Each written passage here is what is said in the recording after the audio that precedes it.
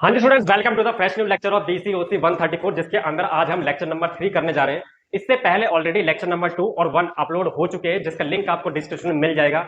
Make sure exam से पहले उसको जरूर देखिए, क्योंकि उसमें भी हमने जून 2026 में जो आपका एग्जाम हो रखे थे उसमें आने वाले क्वेश्चंस को डिस्कस करा था। तो आज ये लास्ट लेक्चर होने जा रहा है, जिसके अंदर आज हम पार्ट नंबर 3 करने जा रहे हैं, और ये क्वेश्चन भी 20 मार्क्स का आपके एग्जाम में पूछा जा चुका है। मेक श्योर कि ये जो क्वेश्चन है इसको इस तरीके से प्रिपेयर करना, ताकि अगर आपके एग्जाम में आता है तो आप 20 मार्क्स बहुत अच्छे से ले सके। ठीक है, तो चलिए इसका सॉल्यूशन देखते हैं। सॉल्यूशन ऑलरेडी यहाँ पर लिखा हुआ है, ताकि आप चीजों को अच्छे से समझ सकें और वीडियो जल्दी बन जाए। ठीक है, तो क्वेश्चन क्या है? Find the regression equations y on x using a method of the least square. ये क्वेश्चन है जिसमें आपको x और y की वैल्यू ये डेटा में इस तरीके से गिवन है। ठीक है, और ये क्वेश्चन 20 मार्क्स का है। तो सॉल्यूशन क्या है? सबसे पहले हम क्या करेंगे, x वाला टर्म और y वाले टर्म को एज इट इज लिखा।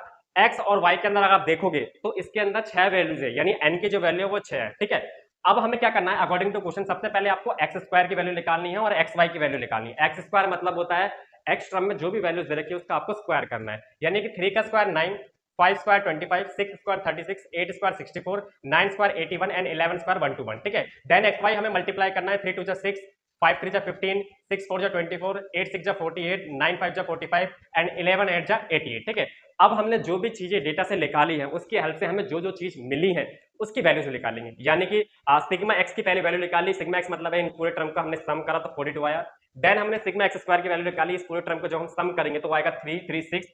देन हमने सिग्मा वाई निकाला, इसका सम करा तो 28 आ गया। देन हमने सिग्मा एक्स वाई को प्लस करा, यानी ये वाला टर्म जिसकी वैल्यू कितनी आ गई 226। एंड एक्स और वाई के अंदर जितने भी टर्म है उनकी वैल्यू 6 है, क्योंकि यहाँ पर 1 2 3 4 5 6 वैल्यूज आपको गिवन है। ठीक है, अब हमें क्या करना है, इक्वेशन में हमें जो मेथड दे रखा है वो हमें क्या निकालना है, लीस्ट स्क्वायर मेथड। ठीक है, जिसके दो फॉर्मुलेज होते हैं, यानी कि सिग्मा वाई इक्वल टू में na प्लस में b सिग्मा एक्स। देन दूसरी इक्वेशन जो है वो sigma X Y equal to में a सिग्मा एक्स प्लस में b सिग्मा एक्स स्क्वायर। अब हमारे पास जो भी इक्वेशन में जिस भी चीज की जिस भी टर्म की रिक्वायरमेंट है उसके अकॉर्डिंग यहाँ से जो वैल्यूज निकाली वो यहाँ पर पुट कर दी, यानी पुट करने के बाद हमारे पास जो इक्वेशन बनेगी वो बनेगी 28 इक्वल टू में 6a प्लस में 42b। ठीक है, जहां पर हमें सिग्मा एक्स की सिग्मा वाई की वैल्यू 28 दे रखी है। ठीक है, n 6 है आपके पास, a एज इट इज और b एज इट इज, और सिग्मा x की वैल्यू 42 है। ये हमारी क्वेश्चन नंबर 1 है। क्वेश्चन नंबर 2 की बात करेंगे तो सिग्मा एक्स वाई जिसकी वैल्यू है 226 वो यहाँ डाली। ठीक है, a as it is, sigma x की वैल्यू 42 है, then b as it is और सिग्मा एक्स स्क्वायर की वैल्यू यहाँ पर दे रखी है 336, वो यहाँ पे लिखे। ठीक है, अब यहाँ से हमें x यहाँ से हमें a और b की वैल्यू निकालनी है, वो हम सब्स्टिट्यूशन मेथड भी कर सकते हैं या एलिमिनेशन मेथड भी कर सकते हैं। ठीक है,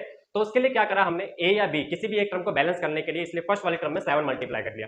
7 मल्टीप्लाई करने से होगा ये कि इक्वेशन नंबर 1 की जो भी टर्म है उन सबों में 7 मल्टीप्लाई होगा, जिससे होगा ये कि जो a के टर्म है वो सेम हो जाएंगे। वो कैसे, 7 को 28 से मल्टीप्लाई करा 196, 6 से मल्टीप्लाई करा 42 से मल्टीप्लाई करा, ये आपकी फर्स्ट इक्वेशन आ गई। और second equation as it is लिखा है, उसके बाद साइन चेंज करेंगे, माइनस माइनस लगाएंगे तो आप देख सकते हो a वाला टर्म एज इट इज है, यानी 42 a कैंसिल हो जाएगा। ये इससे माइनस हुआ तो माइनस का 30, ये इससे माइनस हुआ तो माइनस का 42 आ जाएगा, माइनस से माइनस कैंसिल हो जाएगा।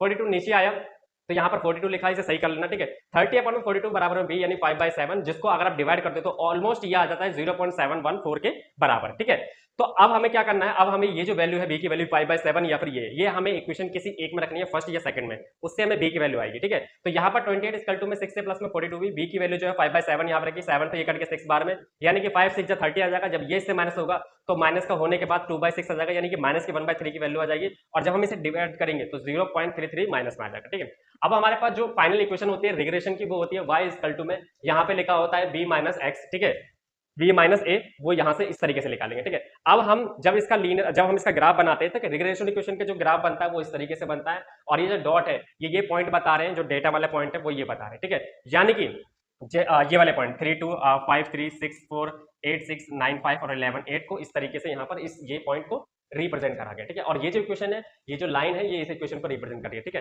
तो अगर आपके पास 20 मार्क्स का क्वेश्चन इस तरीके से आता है तो आपको इस तरीके से लिखना है, इस तरीके से रिप्रेजेंट करना है। ठीक है, तो यहाँ पर इस चैनल पर आपको इग्नू से रिलेटेड जितने भी मैथ्स के जो भी पेपर्स होने वाले हैं, चाहे वो BMTC 131 हो 132 हो, ऐसे तमाम वीडियोस आपको यहाँ पर देखने को मिल जाएंगे। ठीक है, अगर आपके लिए वीडियो बिल्कुल भी हेल्पफुल रही हो तो ज्यादा से ज्यादा इसको शेयर कर दो, वीडियो को लाइक कर दो, चैनल पर नए तो चैनल को सब्सक्राइब कर देना। ऐसे इंफॉर्मेटिव वीडियोस आपको मिलती रहेंगी। Till then take care.